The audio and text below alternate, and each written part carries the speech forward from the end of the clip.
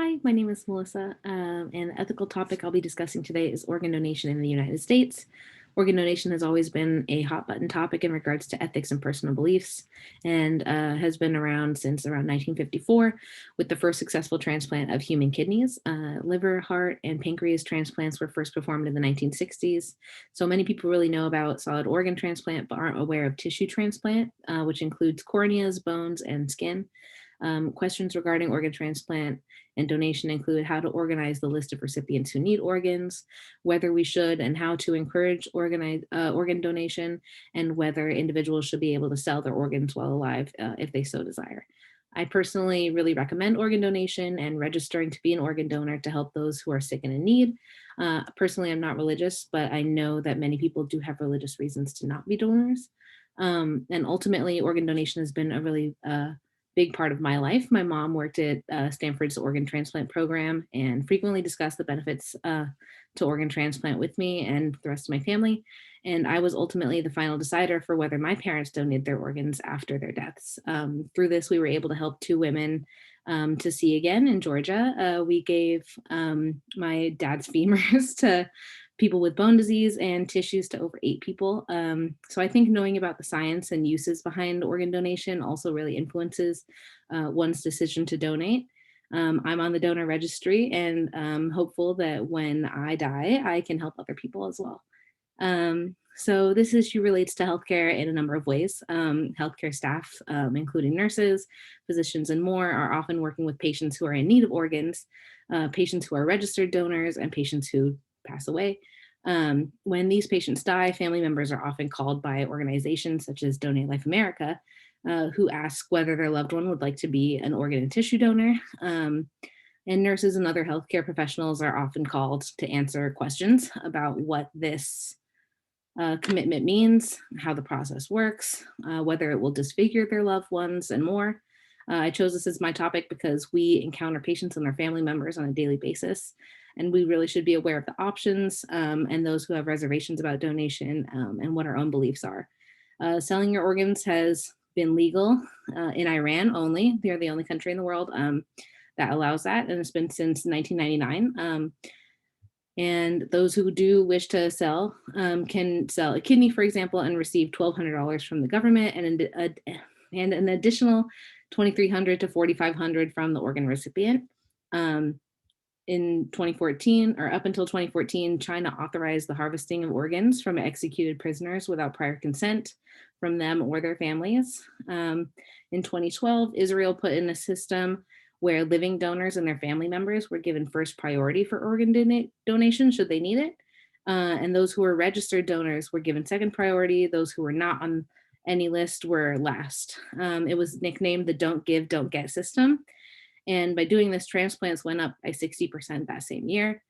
Spain has an opt out approach, which is where you're automatically put on a donor registry and agree to become an organ donor upon your death unless you make specific arrangements not to be. And this has really increased donation. So, organ donor registration and organ and tissue transplants occur at multiple hospitals across the United States, and the community is asked to opt in to the donor registry when they go get their driver's license. All persons have the option of joining the organ donor registry, but currently only around 54% of people are on that registry, despite 95% of adults stating that they support organ donation. So this is far fewer than the number of those in need of transplant, because there's around 114,000 people in the United States currently on the waiting list for organ transplant, with another name being added every 10 minutes. And on average, over 20 people die each day from a lack of available organs for transplant. There are additional questions surrounding organ donation, including whether individuals should be allowed to sell their organs should they so choose, and when and how organs should be procured. When individuals are declared brain dead or dead by circulatory death, family members are often reluctant to accept this, and this can delay successful organ procurement because it has to be done within minutes to hours. And Issues really arise in communication between healthcare staff and family members, which can lead to mistrust in professionals and fear of rushing into declarations for pushing for organ transplant. Some people state this is why they don't support automatic enrollment into donor registries, because they fear that doctors won't try as hard to save them should they get sick or be involved in traumatic events. So it's something that people are really thinking about when they're joining. Um, Many people, particularly in the United States and other westernized countries, feel as though their autonomy and bodily choices should remain their own, and that they shouldn't feel pressured to join a registry or as if there's barriers to opt out. And this idea strongly relates to the principle of autonomy. Beneficence and non-maleficence are also applied to organ donation and transplant to assuage the fear of the public. Healthcare staff really work to ensure that patients are cared for and treated to the best of our ability. And this is regardless of whether they're going to be organ donors or not. So there is not and should not really be preferential treatment given to patients on transplant wait lists or over other patients who are donors or are in general healthy, to speed that process along. And then finally, utilitarianism can be applied to organ donation. It's often promoted as a guide of what's good or bad and is determined to be right if it maximizes happiness or pleasure throughout society. And the process of organ donation can help sustain life for up to 8 people with just solid organs and up to 50 with tissue transplants. So it's performed after death, and the donor is not hurt in the process. Selling organs could be deemed right or good if it helps others, but it is really up for debate for whether it helps the donor in the long run, because many people are selling because they are poor and need the money. My personal view on organ donation is positive.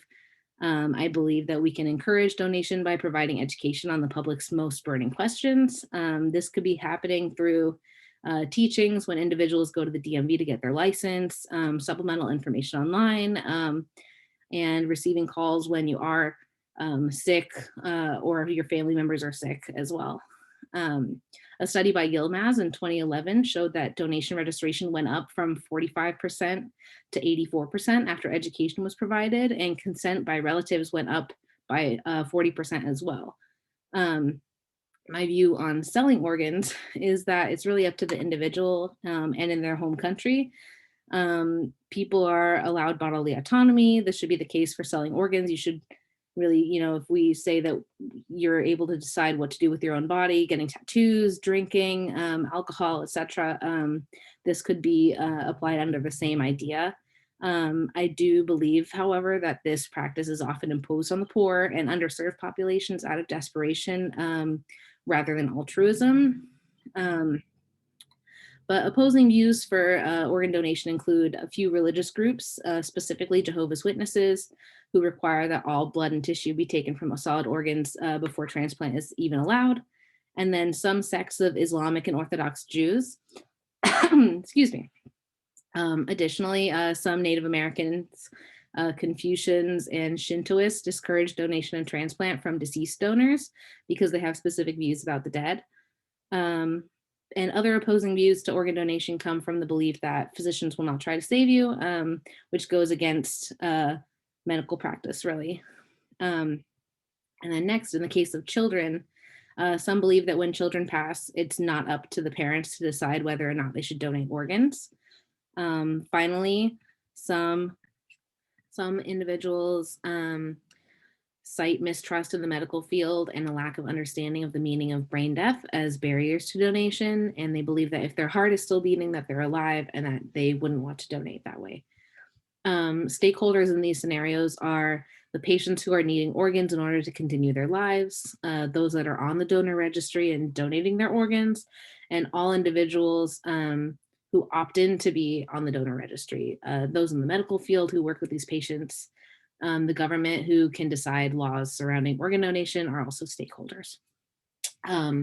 There's not many legal cases surrounding donor wishes and their organs, as laws in the United States are pretty reasonably clear. However, there are recent conversations about whether familial consent should be allowed if the deceased has initially stated that they did not want to be a donor, and vice versa. All hospitals who receive Medicaid and Medicare dollars are required to have protocols in place to notify organ procurement organizations, OPOs, after a patient dies, whether that patient has a donor card or not. And in a family disagreement case in 2005, a man was an organ donor and was declared brain dead after a serious car accident. And while his father agreed to let him be an organ donor, his mother interjected and really strongly opposed to any organ procurement. And this patient remained on mechanical ventilation until a decision was made. In cases such as this are barriers to organ donation and transplant. And as such, some states have now created laws of first person consent where a family cannot override the individual's decision.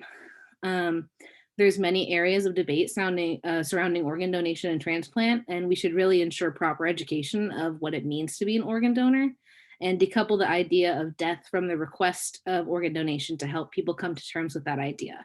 Um, and specialists in the area of organ donation should make sure that they make the call rather than nurses and physicians working on that direct patient. Many people have ideas that they won't receive proper care, and this could be preventing those negative associations. I've prepared some questions for you guys to think about regarding organ donation, and some of my questions include, should the United States create an organ donation program where you're automatically enrolled to donate, such as an opt-out system, unless you say otherwise? Should individuals across the world be able to sell their organs, specifically kidneys, lobes of the lungs, and portions of the liver if they so choose, as long as it's done in sterile environments and through appropriate and legal means? Should physicians and medical professionals attempt to educate patients and their families on organ donation, particularly those with terminal illnesses?